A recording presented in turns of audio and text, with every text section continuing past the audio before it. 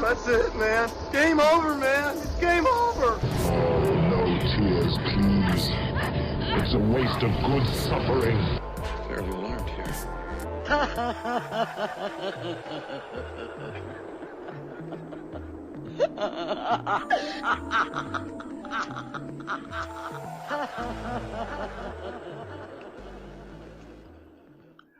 Welcome to Masters of the Nerdiverse presents Random Select, where we choose 8 random films and pit them against each other until one is victorious. I am the injectable hallucinogen known as Mike G, and I'm happy to bring back to the show Winter Trash Monk the Third. Holla! And I'm happy to bring back as well the manimal, the Carnosaur himself, Brian. Would you really want people to inject themselves with you? Depends on the person. If I got money.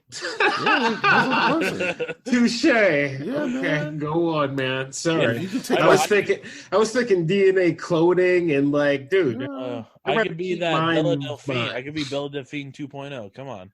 Can you All right. imagine if you could Want me to just spit get, on your face? All right. if you could take the spiritual essence of like Kanye West and inject it into your neck, and now you're Kanye for like an hour and a half? Oh God, no. That sounds terrible. Yeah, man. Yeah, the but you future, still dog. have your own ideas. Yeah, No, no. that sounds Obama terrible. hates KFC. No, you just black out and you have to deal with the consequences of your Kanye actions. Absolutely not. Speaking of horror shows, it's the time for the Halloweens. This is the age of Samhain, where the natural and the supernatural worlds start to blend together. So in honor of that, we're doing a random select horror movie edition. Where we're It's picking- Halloween. Be happy. It's Halloween. Be haunted. It's Halloween. Be diabetic. Wow. Oh, all right. Wow. I know who's giving out celery on Halloween night. All right. Not winter, unless it's deep fried and have ants on a log. Oh, geez, I can't with any of it. We're pitting 8 horror films against each other, ranging from age, from genre, and we've come to find that a lot of these movies, even though they're very different, there's a lot in common. So, for this episode, we will actually be reviewing a horror movie classic, 1954's Them. And Brian, what's the other movie we're reviewing? 1985's Re-Animator. Ooh. Odd new medical student arrives on campus. A dedicated local and his girlfriend become involved in bizarre experiments centering around the reanimation of dead tissue. In Them is the earliest atomic test in New Mexico caused common ants to mutate into giant man-eating monsters that threaten civilization. Ooh. Brian, what's your experience with Them? Had only heard of it in passing, those monster horror or monster movie Godzilla type conversations that you find yourself in, and you're like, man, I don't know what I'm talking about. These people really do. Yeah, man. How about you, Winter? What's your experience with the movie Them? So I remember, with Them, it's definitely a golden. Is it a golden or silver era? I would say Silver Age, probably. Yeah, it's another one of those things that like one of those movies people have got to watch. Like I would put it with Frankenstein, Mummy. Yep. It's in that list of films that it should be in your wish list, but you don't necessarily have to go for it immediately. Like there's a bunch of other movies that you should watch before Them. Absolutely. I feel very the same way. Honestly, this is my first time watching it ever. Yeah. Just like one of the movies we did before, this film was just not on the family radar. And a lot of the horror movies that stick with me are the ones that my parents were watching, the horror movies that my mom and dad were watching. But Them is definitely a silver screen classic where it's, like you said, it stands toe-to-toe with Frankenstein, with Dracula, and just to be more of its contemporaries, Invasion of the Body Snatchers. Or science fiction horror? or science. I mean, I would say it's science fiction. Yeah, sci-fi horror. It's sci-fi horror because there's legit scenes of tense horror, and there's scenes that if we're done now with graphics would be scary. Right. There's the scene where they're going into the tunnels for the first time. You start seeing not just one but two ants. And you start, and oh no, it's three ants. And this movie, I don't know, watching it, I hate to say it, and it's a very stupid nitpick, but the sound of the ants started to really get to me towards the end of the film. Like that high-pitched chirp. High-pitched. Oh, yeah. After a while, it started giving me a headache. It legit started giving me, I had to turn it off and like go outside and like listen to like ambient noise. And go back in the house and then finish it. So, other than that, I just think the film itself was more of almost a political drama than anything else in a weird way. Kind of like how U.S. would actually handle this if it really happened, kind of situation. Right. So it made it kind of dry. You know what I mean? But that's just my opinion. What are your thoughts on this movie, Brian? I thoroughly enjoyed it. I mean, I got into the story and I was terrified of some freaking ants, man. I'm like, that's a problem if that actually ever were to happen. It's a huge problem. It's a problem. So I thought that it was a well put together little horror film. It had my entire attention. So cool. What about you, Winter? What are your feelings about this movie? Yeah, again, some of the comments I made for Thing from Another World kind of resonate with them. I can't remember which one came out for. I think Thing from Another World probably came out first. I think so too. Yeah, for my entire life, I thought Charlton Heston was in this movie, but I believe he's in a different movie with ants or some type of creature. Yeah. Yeah, I can't remember what it was. But, I can't think of it either. Oh, fine then. I can't do it. I can't do it. Can't do it. And I'm just gonna repeat what I said. Like it's something that I think horror fans need to watch to get their credentials, sort of thing. Like, okay, here's your horror, or like here's your old school movie card that you've seen them. Yeah, like it's up there. Like I don't want to put them in the same category, but it is like necessary to watch Plan 9 from Outer Space. Yeah, 100%. Yeah, certain movies. So I think them would fit in that category. Absolutely, and I think there's certain scenes in them that were just cool, like them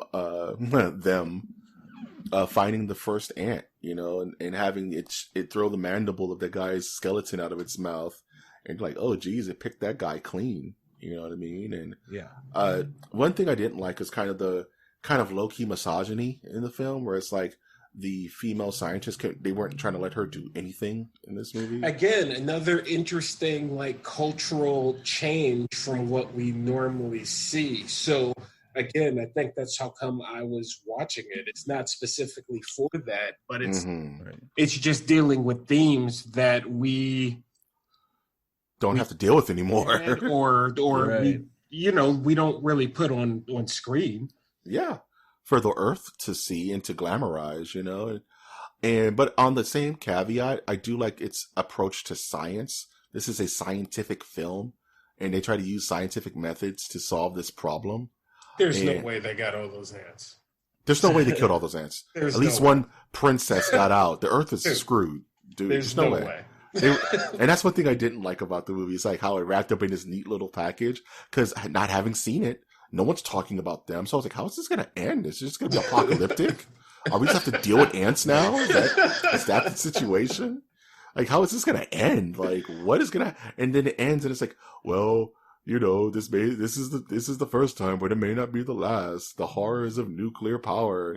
And we got them this time. Another interesting theme. Yeah. I was like, wow, this is cool. I mean, this be 17 in the 50s. This is the same terror that birthed Marvel Comics. The atomic scare is why we have the Fantastic Four. It's why we have the Hulk. Spider-Man was bitten by a radioactive spider. This is the same time frame where it was very real that one day you'll wake up and someone will just drop an atomic nuke on the U.S. shore and you would just be vaporized. You wouldn't even feel it. And Americans were waking up every single day with that terror. So that had to inspire some kind of venting mechanism. And it happened to be movies like this. You know what I mean? Which is very fascinating and interesting to look back on and to kind of think like with our social and economic issues, what kind of horror films would be breeded from this kind of anxiety, you know? We shall see. We shall see. So, Winter, what is your experience with Re-Animator? Oh, but I just wanted to clarify on a few years for them. The Thing from Another World was 1951. Them was 1954. And the movie that I was thinking of with Charlton Heston is called The Naked Jungle, which came out in 1954. Yeah, I saw that on YouTube. I need to watch that. Yes, I remember getting a magazine filled with classic movies where my grandma would get the magazine, and then I would always find that movie there. Apparently, there's nudity in it.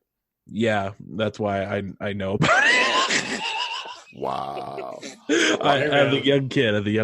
Hey, I ain't mad at you, bro. Yeah. So, Re-Animator winner. What's your thoughts?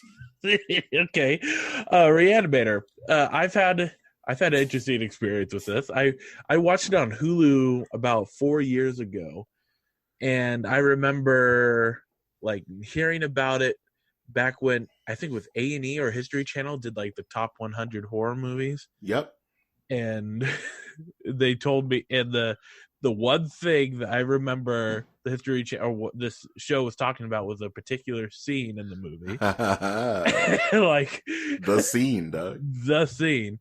I'm like, well, I'm never gonna watch it now. That's the only thing. So I watched it, and sure enough, I like it. I think I'm safe to say that this is one of the top two, or I guess I can only say top two because there's In the Mouth of Madness, but one of the better H.P. Lovecraft film adaptions. Absolutely, and don't get it, and it's very subtle, but this is a H.P. Lovecraft joint. You know what I mean? It pulls on that. Yeah. What was your experience with this film, Brian? I had never seen it. So when I sat down and I was like, hey, Re-Animator, 1985, and it started, I was like, oh, God, here we go again. And I was pleasantly surprised. I really, really, really enjoyed it. And I want to say out of this first round, this is probably going to be the toughest for me to choose.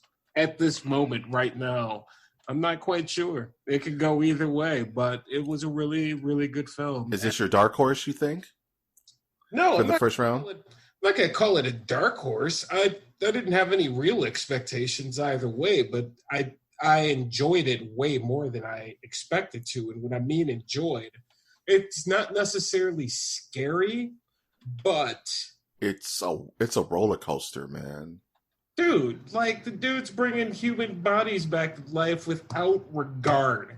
He's in the name of science. Violent science stuff. It's like the theme of this first round has been in the name of science, bad things will happen.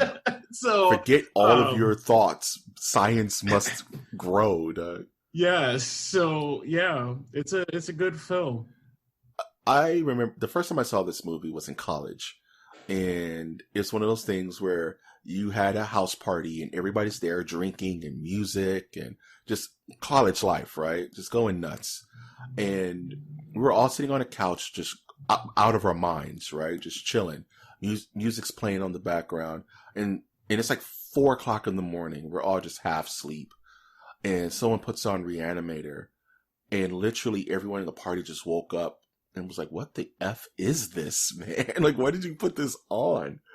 This movie is crazy. And that was my first time experiencing it. And then I went back and watched it again, like in better faculty. And this movie is so visceral and it's so smart because you're almost rooting for the protagonist / antagonist of the film because he's so, he's charmingly evil. I don't know, something about, what's the name of the actor who played the main character? The scientist, rather. He was just so sharp and he had like a Is Sherlock. that Bruce Abbott? Right. Yeah, Bruce Abbott. Yeah. Bruce Abbott, dude. He had such a sharp, evil wit to him, almost like Sherlock Holmes or something like that, where he was always right, but in the wrong reasons. And was he in anything else besides Re-Animator in the sequels? Frighteners. He was the main villain in Frighteners. If you remember Frighteners. Prophecy 2. Prophecy 2. Okay. I'm thinking of Jeffrey Combs. That's who I'm thinking about. Jeffrey Combs. Yeah. He also played Dr. Benjamin Vanniket in the House on Haunted Hill remake. Jeffrey Combs, yeah. I love that actor. He's such a character actor. But Re-Animator is just so bloody fun. It's just it reminds me of Dead Alive by Peter Jackson, where it's not scary. It's not going to boo haunted house you, but it's something to put on a Halloween night, and it's just going to get your blood pumping, dude. It's just so much fun. So with that, it's about that time where these two films got to fight. Round one fight. So I'm going to mix things up a bit and say winner. Who do you got? I'm going to go Re-Animator. Ooh, why? It's again, it is one of the few H.P. Lovecraft adaptions that are watchable. The only one I can think of next, and I think it is H.P. Lovecraft, or at least inspired by, is In the Mouth of Madness with Sam O'Neill. Yeah. Not Sam O'Neill, Sam Neill. Sam Neill. Yeah. And it's a movie that is a classic, while being a classic movie in general. I just have to go Re-Animator. Okay. I'll be next, and I'll second your sentiment. It's Re-Animator, man. It's blood, it's guts, it's gore, it's fun, it's reanimated bodies, it's reanimated cats, it's a head giving head. It's just out of control, man. Okay. All right. Someone had to say it. You know what? I was actually going to go with them. I really was, until you said reanimated cats, and I'm like, nope, Re-Animator. No, that reanimated cat scene, amazing. Absolutely. Is it amazing? Do you think it's dead now? No, sure but it's dead now? It's crazy, dude. It's definitely online with like Pet Sematary. With like cat horror like moments. Dude, I have a cat. I don't want to see it come back alive if for some reason it dies. That's like a no-no. And the thing about these zombies is they're automatically in pain. They're just screaming. They wake up for being reanimated and nothing's fun. They just want to break shit and scream, dog. It's out of control. The whole movie is nuts. You have super buff naked dudes wrestling Jeffrey Combs. It's just weird. It's just weird, dude. No, I have to go Re-Animator. You have the zombie party at the end where they're all just huddled together. It's just, it's pure insanity. And like Winter said, Them is a horror silver picture classic. But then again, it is also dated as F. And Re-Animator, something I can put on Re-Animator right now and have a good time. You know I could put on them right now and have a good time. I mean, I don't want to rewatch it, but definitely worth a watch. Yeah. Like, you know what I mean? Like, I would put it like this. Halloween night, I got a couple of brews. I got ordered a pizza. Re-Animator's going to be on at some point of those 24 hours. You know? It's in the rotation. Is Them? Not really, you know? Well, depends on what you think. What do you think, ladies and gentlemen? What do you think, ladies and gentlemen? What do you think? What do you think? Oh, man. Alongside this episode, we're going to do a poll. You hear that? A poll on our Twitter page, which is @mnerdiverse, where we will ask you, the Nerdiverse, which movie is superior? Is it Them or is it Re-Animator? We can't wait to see how that poll ends up. Tell us if we're right, wrong, and everything in between. I cannot wait for the next episode of MOTN Random Select.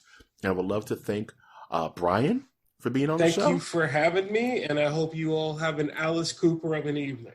And I would like to thank Winter, as always, for being right there. And I hope you have a Alice in Chains evening. And I've, of course, been your crazy host, Mike G, and I hope you have an Alice in Wonderland rest of the year. with that, I would like to thank you for listening, and I'll always ask you to look towards the skies. Look towards the skis?